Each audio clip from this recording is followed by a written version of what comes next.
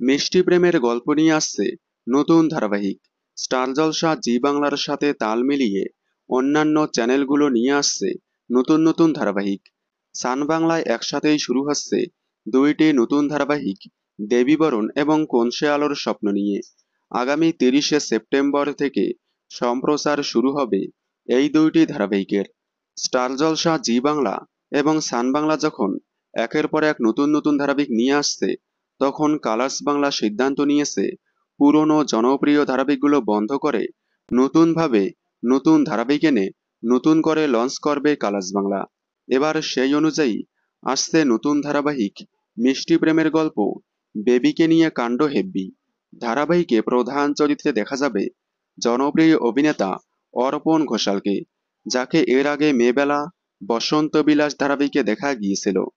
অর্পণ ঘোষালের বিপরীতে দেখা যাবে জনপ্রিয় অভিনেত্রী শ্রীতমা দেকে। শ্রীতমা দেকে এই প্রথমবার কোনো ধারাবাহিকে দেখা যাবে। এর আগে তাকে বেশ কয়েকটি ওয়েব সিরিজে দেখা গিয়েছিল।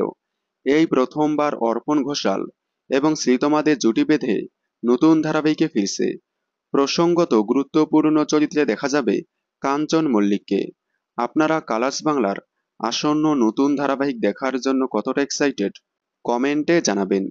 বাংলা বিনোদনের সকল আপডেট সবার আগে পেতে চ্যানেলটি সাবস্ক্রাইব করে পাশে থাকা বেল আইকনটি বাজিয়ে দিন। ধন্যবাদ।